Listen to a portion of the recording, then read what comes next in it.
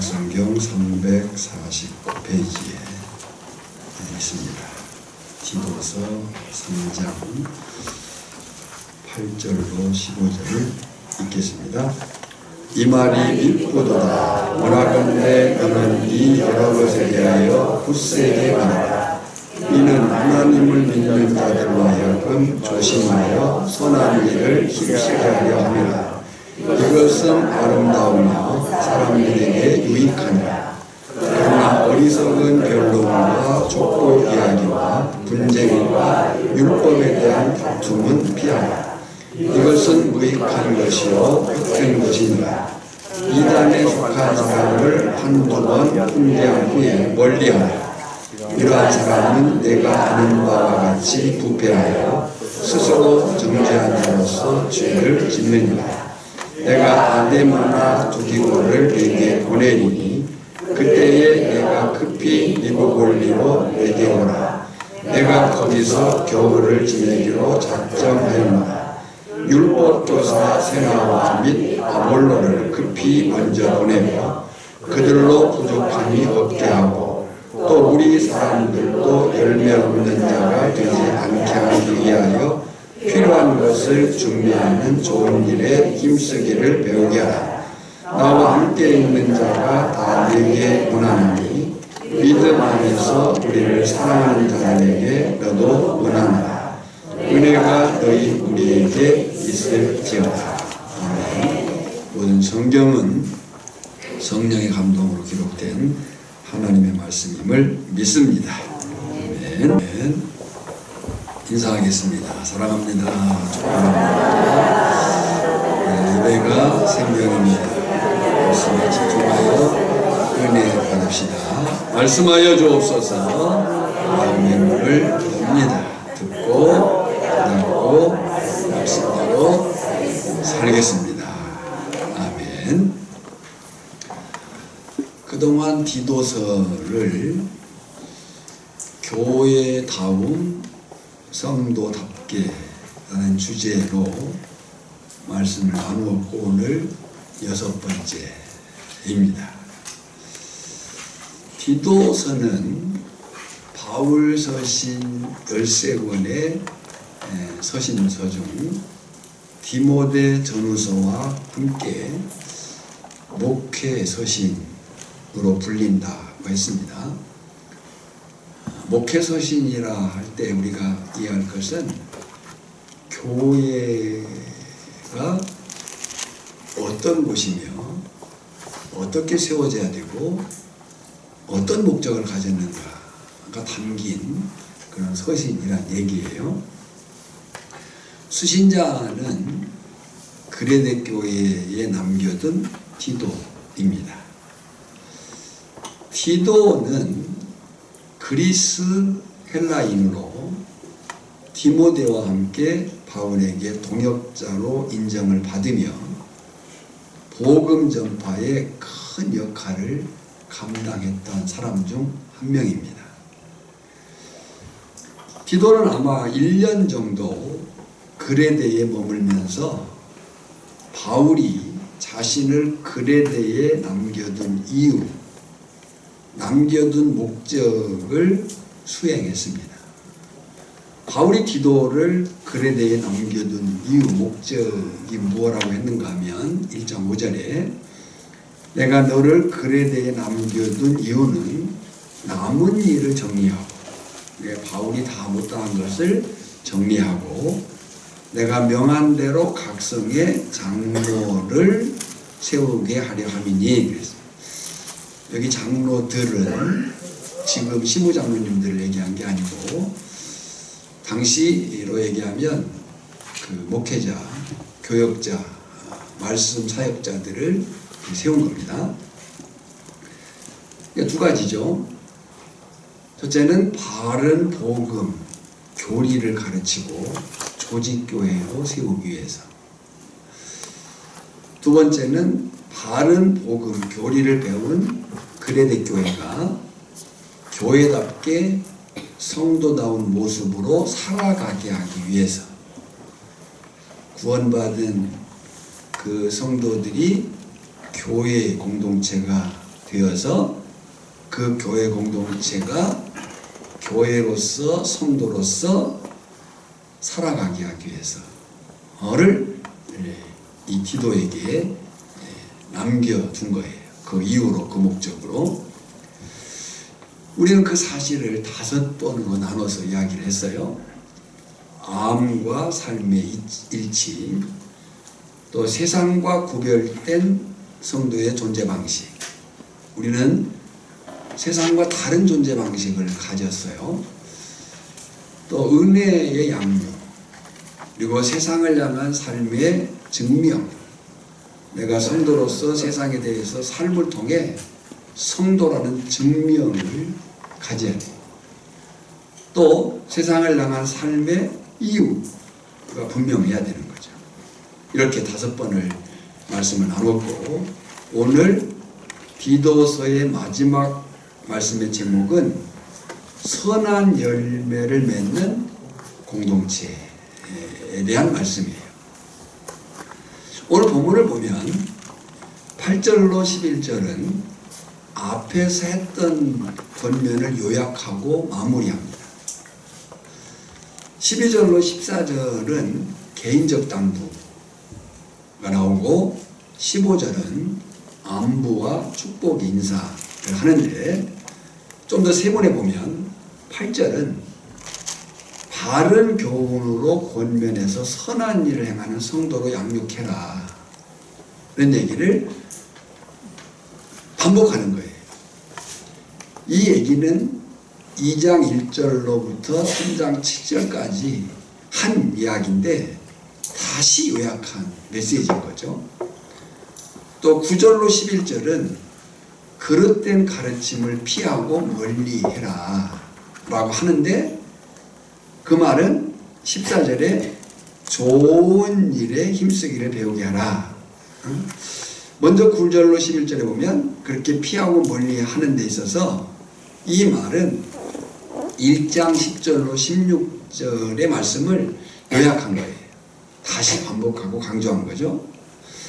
그리고 결론적인 당부가 8절에 선한 일을 힘쓰게 하려 함이라 고 했고, 14절에 좋은 일에 힘쓰기를 배우게 하라 라고 했습니다.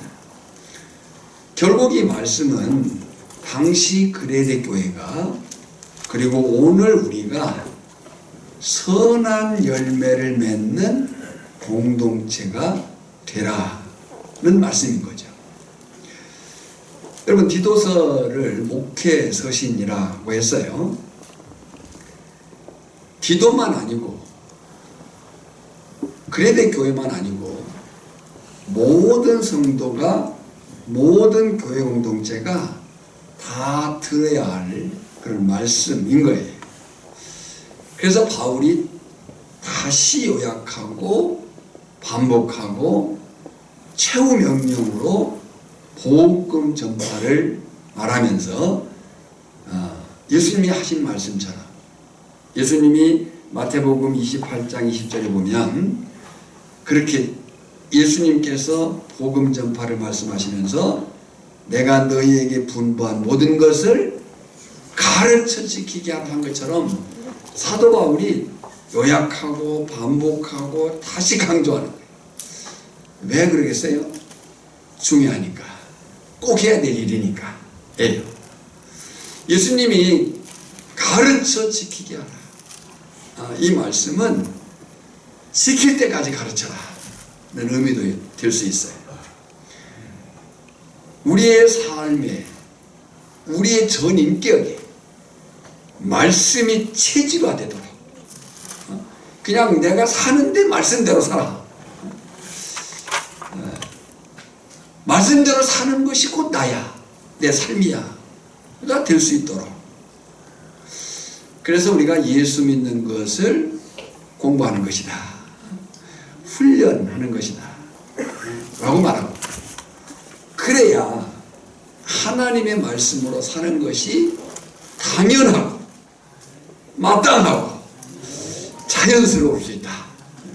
억지로 내가 말씀으로 살아야지 막 하지 않아도 그냥 내 삶이 말씀으로 살고 있는 그런 일들을 예수님도 그러셨고 바울도 지금 그렇게 얘기를 하고 있는 거예요.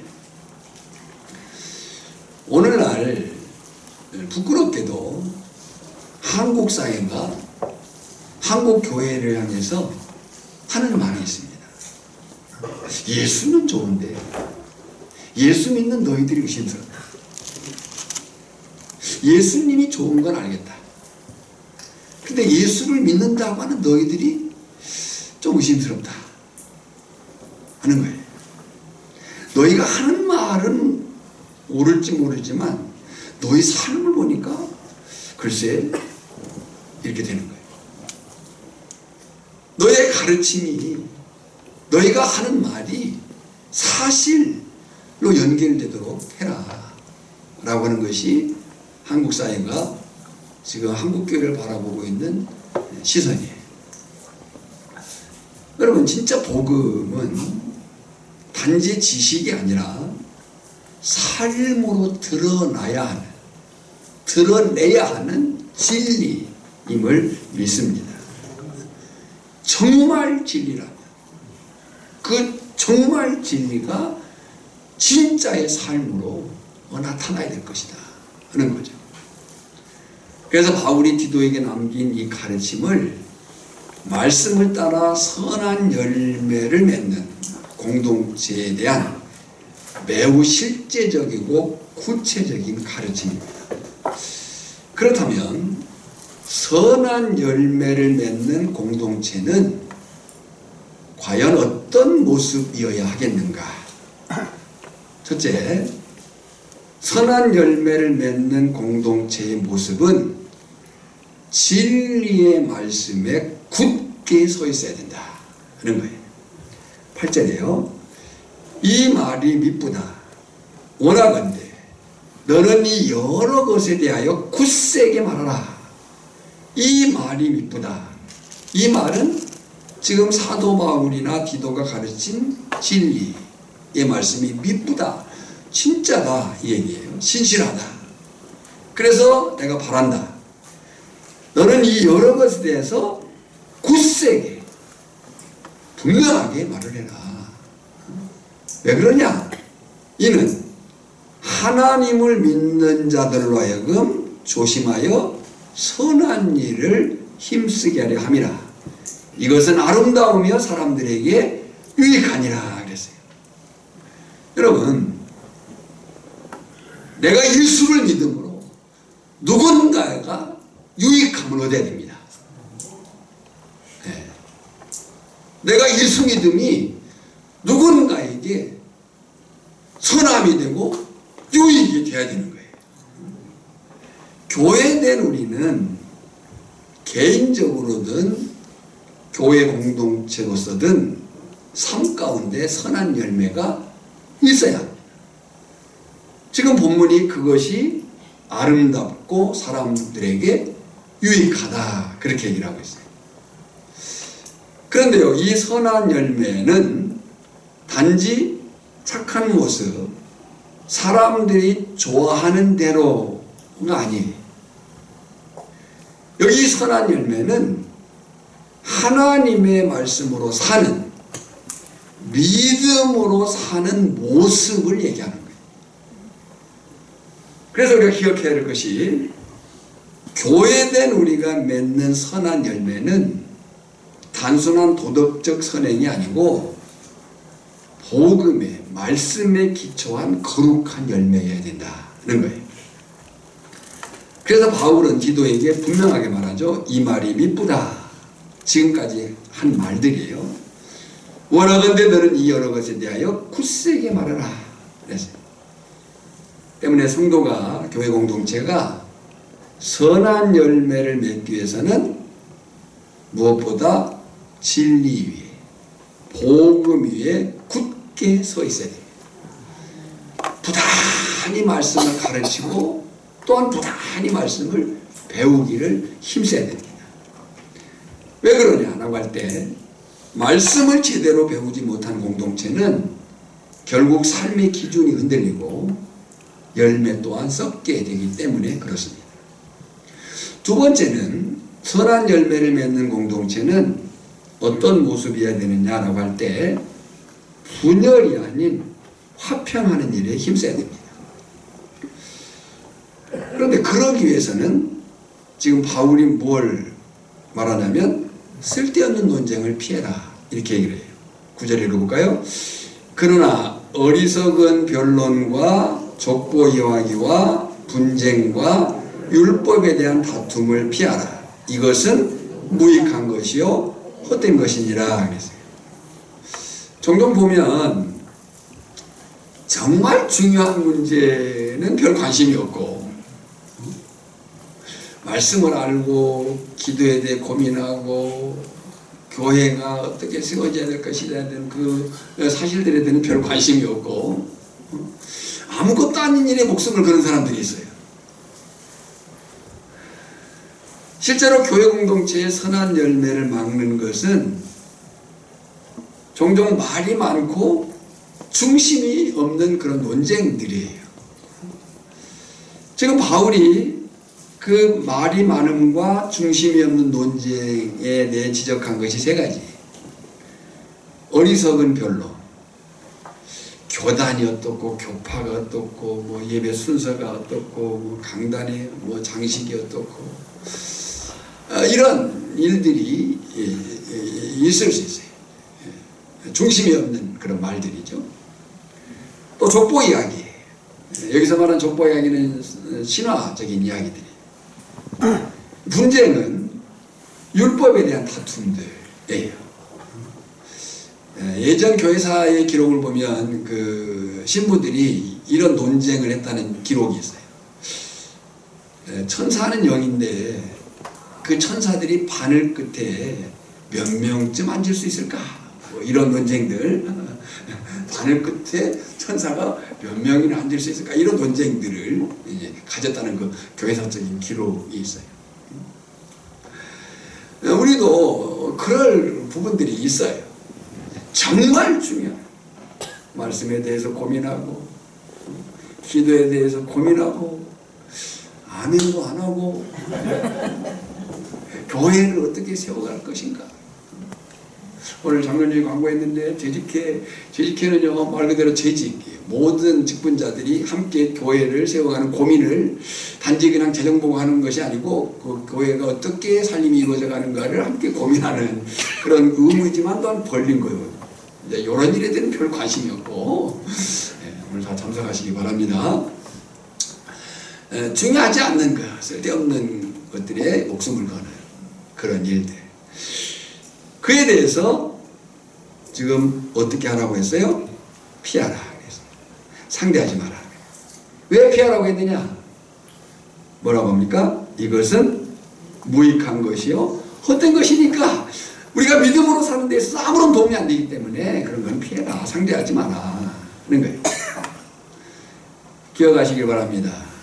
좋은 교회, 건강한 교회는 말이 많은 교회가 아니고 믿음으로 사는 일에 집중하는 교회임을 믿습니다. 바로 그 교회가 오천교회임을 바랍니다. 세 번째는 선한 열매를 맺는 공동체의 모습은 거룩한 분별력이 있어야 된다. 거룩한 분별력이에요. 하나님의 말씀은 성경은 분리를 말하지 않아요. 성경은 분리를 말하는 건 아니에요. 화평을 얘기하고 화목을 얘기하고 용서와 연합과 하나됨을 말씀해요. 하나님의 그 존재와 하나님의 그 일하심이 그래요. 하나님은 삼위 공동체로 존재하셔요. 성부, 성자, 성령으로 존재하시는데 그 존재하는 방식이 뭐냐라고 할 때 사랑이에요. 그래서 성경은 요한 사도가 하나님은 사랑이심이라 이렇게 얘기를 한 거예요. 그러니까 하나님은 그 존재 자체가 하나됨과 그 하나됨의 유지 방식, 관계 방식이 사랑인 거예요. 교회가 그 하나님의 존재와 하나님의 일하심을 따르는 거거든요. 그러니까 교회는 화평, 화목, 용서, 연합, 하나됨에 힘을 써야 돼요. 그리스도인이 분리주의자가 되면 안 돼요. 그리스도인의 별명을 성경은 화평케 하는 자라고 얘기합니다. 오늘 저나 여러분이 가는 그곳에 연합이 이루어지고 화평이 이루어지고 화목이 이루어지고 즐거움이 주어지기를 바랍니다. 가정에서든 마을 공동체 안에서 그리스도인의 그 마땅한 삶의 모습인 거예요.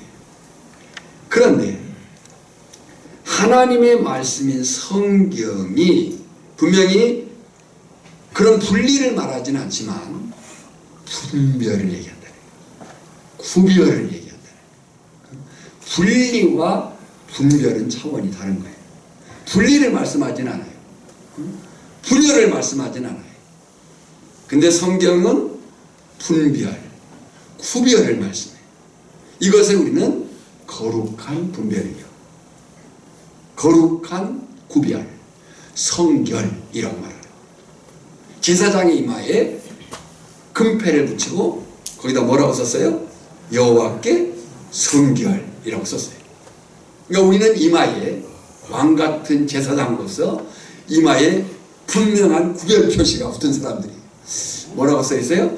성결하라 라고 써 있는 거예요. 성결. 그래서 성도를 하기오스, 이 하기오스라는 말은 한자로 거룩한 무리로 한자되어 있지만 그 뜻은 구별된 자들이라는 거죠. 그러니까 오늘 우리는 선한 열매를 맺는 공동체로서 어떤 모습이어야 되느냐? 거룩한 분별력이 있어야 된다. 10절 보세요. 그래서 10절에 보면 이단에 속한 사람을 그랬어요. 이단에 속한 사람을 한두 번 훈계한 후에 멀리해라 그랬어요. 구분할 것은요, 우리가 쉽게 이해하는 이단이라는 단어는 2세기 이후에 나오는 신학적 교리적인 단어예요. 디도서의 기록은 1세기 기록이에요. 그러니까 본문에 나오는 이 이단이란 아이페티콘, 안스로폰이라는 사람이란 말이에요. 이 아이페티콘이란 말은 분파적인, 분열을 일으키는 이런 뜻이에요. 그러니까 여기 지금 10절에 이단에 속한 사람을은 누구를 말하냐면 지금 우리가 이해하고 있는 그 이단, 신학적 교리적 그 이단을 말하고 있는 것이 아니고 분파적인 분열을 일으키는 사람을 의미한다 라고 얘기를 하고 있는 거예요. 근데 어쨌든 그 당시 그런 그 분파적인 분열을 일으키는, 또 오늘 우리가 이해하고 있는 그 이단에 속한 사람들에게는 특징이 있어요. 그 특징이 뭐냐면 공동체의 주장 유익보다 자신의 주장을 앞세운다. 매사가 자기만 옳다는 착각에 빠져요.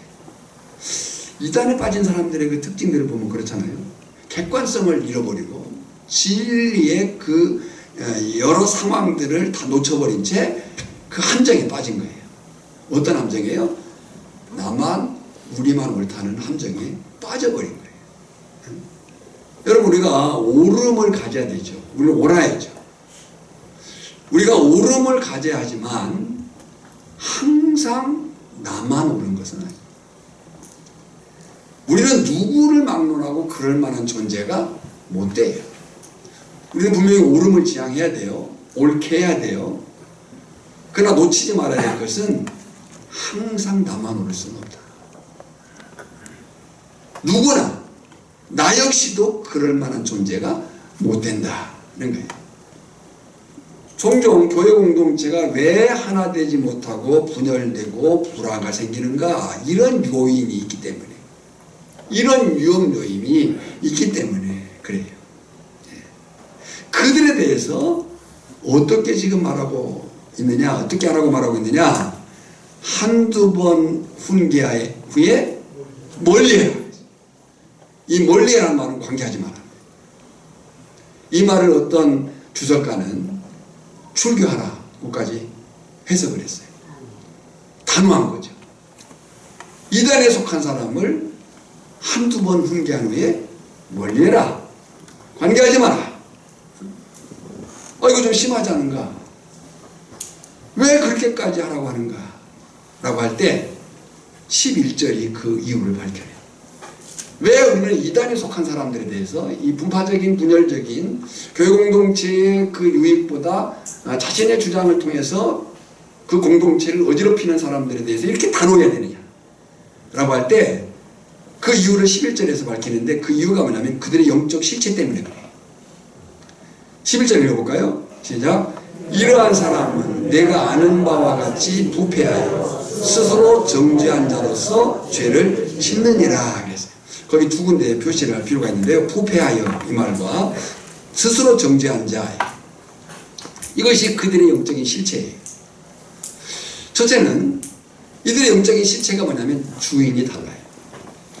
여기 부패하여 라는 단어가 엑세스 트라프타이란 말인데 수동태예요. 이 말은 주인이 따로 있다는 거예요. 그 사람의 주어 주인은 사단, 마귀에게 속한 자다 라는 의미가 들어있는 거예요. 그러니까 단지 이 분열, 분파, 공동체의 그 전체의 유익보다는 자기만 옳다고 고집하는 이 함정에 빠진 사람들을 왜 우리는 단호히 관계를 끊고 멀리해야 되느냐? 그들의 영적인 실체, 부패하여. 이 부패한다는 단어가 그들의 소속을 말하는 거예요. 그들의 주인은 사단, 마귀에게 속한 자라는 의미를 담고 있는 거예요. 두 번째는 상태가 다르기 때문에 그 상태가 스스로 정죄한 자로서 그랬어요. 이 사람의 그 모습이 뭐냐면 자기 잘못을 알면서도 고치지 않아요. 그것이 자신의 양심에 의해서 정죄를 받는다는 거예요. 이 사람은 자기 양심의 소리도 듣지 않는데 누가 뭐라고 한들 들을 리가 없어요. 그래서 계속 스스로 죄를 지을 수밖에 없다. 자, 이단에 속한 에 대해서 어떻게 하라고요? 한두 번 훈계한 후에 멀리해라. 관계를 끊어라. 왜냐? 그들의 영적인 실체 때문에. 그 영적인 실체가 뭐냐? 주인이 다르다. 소속이 다르다. 부패하여. 상태가 다르다. 그들은 자신의 양심의 소리도 듣지 않는데 누가 뭐라고 한들 들을 리가 없다. 그래서 단호하게 한두 번 훈계한 후에 멀리해라. 이 멀리해라는 단어가 파라이투라는 말인데요. 굉장히 단호한 표현이에요. 더 이상 관계하지 마라는 거예요. 여러분, 오해하지 마십시오. 교회는 누구나 올 수 있습니다. 교회의 문턱이 높아지면 안 됩니다. 오늘 한국교회가 문턱이 높아졌다는 지적을 받아요. 교회는 문턱을 높이면 안 돼요. 주님이 분명히 누구든지 오라고 부르셔요. 교회는 누구든지 올 수 있어야 되고 오게 해야 되고 와야 됩니다. 그러나 한 가지 우리가 기억해야 될 것은 아무나 함께 할 수는 없다는 거죠. 누구나 올 수 있고 오게 해야 하고 와야 되지만 그러나 아무나 함께 할 수는 없다 하는 거예요. 왜요? 교회 공동체는 영적인 공동체입니다. 예수의 영의 공동체가 교회예요. 구원을요, 우리는 정말 깊이 생각을 해야 됩니다. 성경은 구원을 말할 때 개인의 그 신앙 고백을 분명히 요구해요. 근데요, 그 개인의 신앙 고백이 구원 안에 들어왔을 때 그 개인은 개인으로 존재하지 않아요. 뭘로 존재해요? 공동체, 교회로든지. 구약을 보면 하나님께서 이스라엘 백성들에게 말씀하실 때 개인에게 말씀하잖아요. 누구에게 말씀해요? 이스라엘 선민 제사장 나라 거룩한 백성들에게 말씀합니다. 성경은, 십계명은, 산상수훈, 사도신경, 주기도문은 누구를 향해 있어요? 교회를 향해 있어요. 그러니까 우리 각 개인들이 예수를 믿는 예수의 사람들, 예수의 영의 사람들이 됨을 믿습니다. 그 예수의 영의 한 몸 된 공동체가 교회인 거예요. 이 교회는 그렇게 신비한 거예요. 교회는 지금 땅에다 발을 딛고 서 있지만 그 교회는 머리 대신 예수 그리스도로 말미암아서 하늘 보좌와 이 땅에 있는 거예요. 그 영광스러운 공동체가 교회인 건데 그 교회 공동체 속에 이 다른 영의 것들을 함께 둘 수가 없는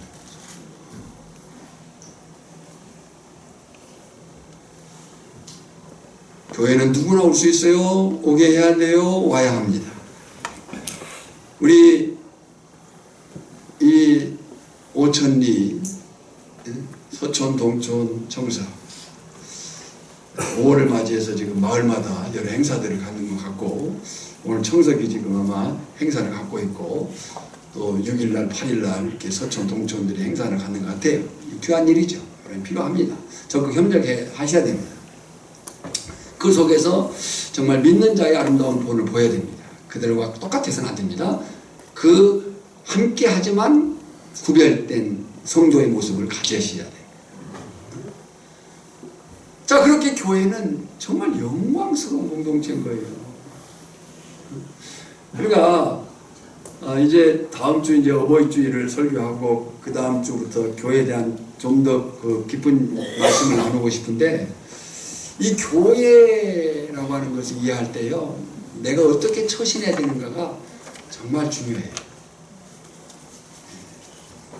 나 하나 예수의 영으로 하나 된 이 교회 공동체 속에서 나 하나가 어떤 영향력을 미치냐가 굉장히 중요합니다.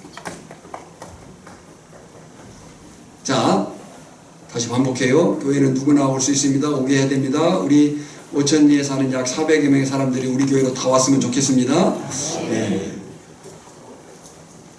그러나 아무나 함께 할 수는 없습니다. 왜요? 교회는 영적 공동체이기 때문에 영이 같아요. 길이요 진리요 생명이신 예수 그리스도에 대한 고백이 같아야 되는 거예요.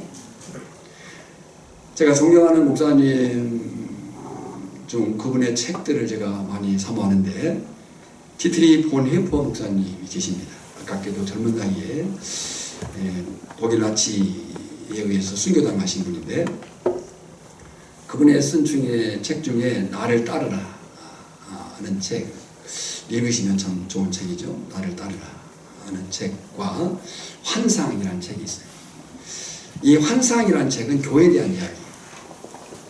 독일어로 얘기하면요, 그마인 자메스 리본이란 말인데 함께 사는 것이에요. 영어로 얘기하면 라이프 투게더예요.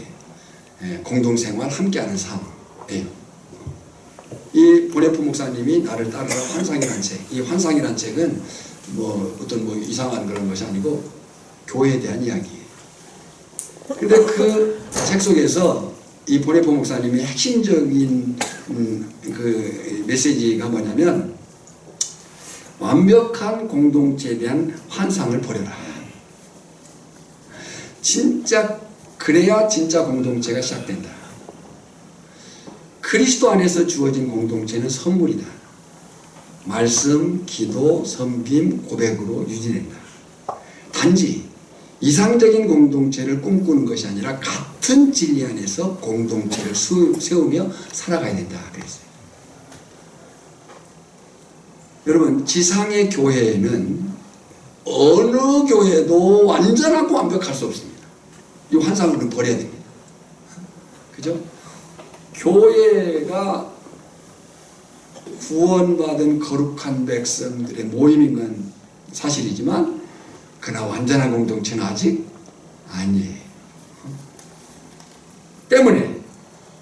부단히 말씀을 배우고 배운 말씀을 새기고 거룩한 분별력으로 진리와 거짓을 가려내야 되는 거예요. 거룩한 분별력이 있어야 된다. 그것이 선한 열매를 맺는 공동체의 모습이라는 거고, 디모데후서 2장 15절에 보면 너는 진리의 말씀을 옳게 분별하며 부끄러울 것이 없는 일꾼으로 인정된 자로 자신을 하나님 앞에 드리기를 힘써라. 여러분, 이 말씀은 대충 쭉 읽으면 안 됩니다. 너는 진리의 말씀을 옳게 분별하며 부끄러울 것이 없는 일꾼으로 인정된 자로 자신을 하나님 앞에 드리기를 뭐하라? 힘써라.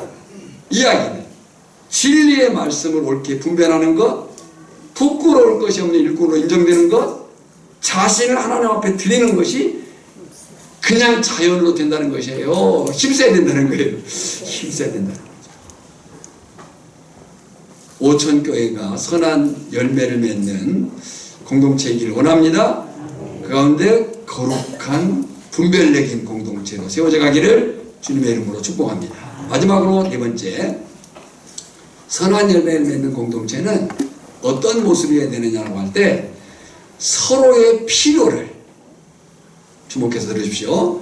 서로의 필요를 실제적이고 구체적으로 채워주는 공동체가 된다. 본문 12절로 15절이에요. 이 12절과 15절을 그림으로 보면 이렇습니다. PPT를 한번 보겠습니다. 본문 12절과 15절을 보면요, 앞에 PPT를 보면요, 지도가 있는데 이 지도를 보면서 제 이야기를 들어보시기 바랍니다. 지금 바울은 어디에 있냐면 니고볼리에 있습니다. 클릭을 한번 해주시죠.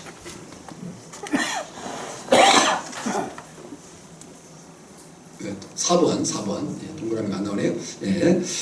자, 지금 바울은 어디에 있어요? 니고볼리에 있습니다. 4번이니까 니고볼리에 있어요. 니고볼리에 있습니다. 때는 겨울이 가까워지는 때인 것 같아요. 그래서 이 바울이 디도에게 니고볼리로 급히 오라고 얘기를 합니다. 지금 디도는 어디에 있어요? 아래 그레데에 있습니다. 그러면서 이 바울이 디도에게 급히 니고볼리로 오라. 그러면서 아데마나 두기고를 보내고자 하는데, 네, 그랬어요. 아데마나 두기고를 보내려고 해요. 디도를 오게 하고. 그런데 두기고는 성경에 많이 나오지만 아데마는 본문에만 나옵니다. 전승에 보면 이 아데마가 루스라 감독이었다는 이야기가 있어요. 아마 나중에 누가 갔을까라고 할 때 아데마가 간 것 같아요. 그 근거가 뭐냐? 디모데후서 4장 10절로 12절에 보면 디도는 달마디아로 갔고 두기고는 에베소로 보냈다라고 했어요. 누구만 나왔어요? 아데마만 남은 거예요. 그러니까 아마 아데마가 갔을 것이다 라고 하는 거죠. 그런데 그보다 먼저 얼마나 그 실제적인 구체적인가의 서로의 필요를 지금 얘기하고 있는 거예요. 그렇게 이제 이 디도를 니고볼리로 오게 하고 아데마나 두기고를 보내고자 하는데 누가 간 것 같다? 아데마가 간 것 같다. 그 근거가 디모데후서 4장 10절 12절인데 디도는 어디로 갔어요? 나중에 달마디아로 가고 두기고는 에베소로 갔어요. 그런데요, 그런 상황에서 그보다 먼저 급히 보내겠다는 사람이 있어요. 누구를 보내요? 지금 본문에 율법교사 세나와 아볼로를 급히 보내겠다. 반드시 보내겠다. 그 얘기죠. 12, 13절 읽어볼까요? 시작. 내가 아데마나 두기고를 내게 보내리니 그때 내가 급히 내게 오라. 내가 거기서 겨울을 지내기로 작정하였노라. 율법교사 세나와 및 아볼로를 급히 먼저 보내어. 그랬어요. 사실 우리는 그때의 시간과 공간적 상황을 다 알 수는 없습니다. 중요한 것은 왜 그렇게 했냐는 거죠. 왜 그렇게 했느냐. 이것이 중요한 거예요. 그것은 서로의 필요를 채워주기 위해서요. 그리고 그 일은 실제적이고 구체적이다. 13절 하반절부터 14절 보면 그들로 부족함이 없게 하고 그랬어요. 여러분, 우리가 실제적으로 맺을 선한 열매는요, 서로의 부족을 채우는 거예요. 그리고 14절에요. 읽어볼까요? 또 우리 사람들도 열매 없는 자가 되지 않게 하기 위하여 필요한 것을 준비하는 좋은 일에 힘쓰기를 배우게 하라 그랬어요. 여러분, 기억할 것은 복음은 말로만 전해지는 것이 아니라 손과 발을 통해서 살아 움직여야 되는 거예요. 오늘 이 말씀을 들으면서 개인적으로든 우리 교회 공동체적으로든 누군가의 내 필요가 있다 할 때 그건 말로만의 문제가 아니라 실제적이고 구체적인 필요를 채울 줄 알아야 됩니다. 이것을 힘써라 라고 얘기하고 있습니다. 자, 이렇게 우리는 6번에 걸쳐 디도서의 말씀을 살폈습니다. 그리고 최종의 결론으로 목회서신이라고 했어요. 디도서가 구원이, 그 구원받은 사람들의 모임인 교회 공동체가 어떻게 세워져야 되고 어떤 목적으로 나아가야 되느냐, 그 목적에 있어서 결론이 뭐예요? 선한 열매를 맺어야 된다는 이야기를 여기까지 한 거예요. 그 선한 열매가 뭐였어요? 첫째, 진리의 말씀에 굳게 서 있어야 된다. 두 번째, 분열이 아닌 화평하는 일에 힘써야 된다. 세 번째, 거룩한 분별력이 있어야 된다. 네 번째, 서로의 필요를 실제적이고 구체적으로 채워주는 공동체가 되어야 된다. 때문에 교회된 우리가 맺을 선한 열매는 단지 좋은 사람이 되는 게 아니에요. 교회된 우리가 맺을 선한 열매는요, 복음의 능력이 삶을 바꾸고 공동체를 살리며 세상을 향한 선한 영향력을 드러내는 거예요. 우리 오천교회가 그와 같은 선한 열매를 풍성히 맺는 공동체가 되기를 축복합니다. 그리고 하나님의 은혜가 충만하기를 축원합니다. 우리가 15절 말씀을 읽고 말씀을 마칠 터인데요, 교회다운 성도답기를 주제하고 설교한 기도서 문구를 마치려고 합니다. 그런데 15절 읽을 때 뒤에 나오는 너희 무리에게가 있어요. 너희 무리에게. 그 말을 오천교회 공동체 위에로 바꿔서 읽겠습니다. 자, 15절 읽습니다. 시작.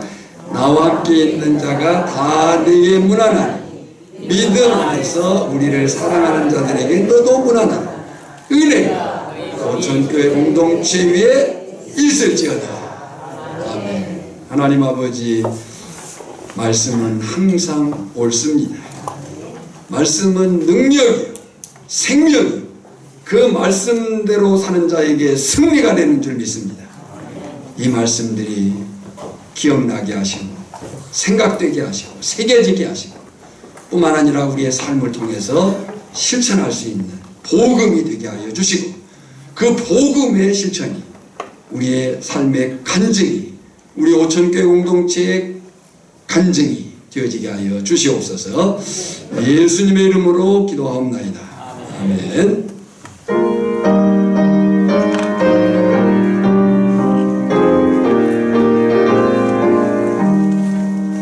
옳은 길 따르라. 그에게 세계 만민의 참된 길, 이 길 따라서 살 길은 온 세계에 전하세. 한 백성이 나갈 길, 어두운 밤 지나고 동튼 나 환한 빛 보아라 저기. 주 예수의 나라 이 땅에 모두 오겠네.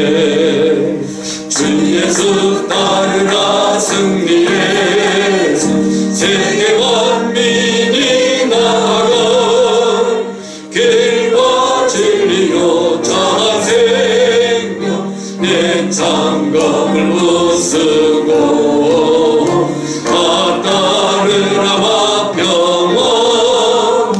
어두운 밤 지나고 동트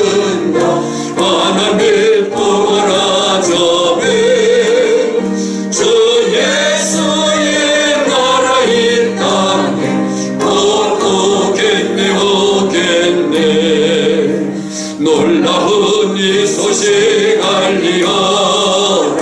세계 만민을 구하려 내 주 예수를 보내신 참 사랑의 하나님, 만 백성이 따를 때 어느 밤 지나고 고통 든다.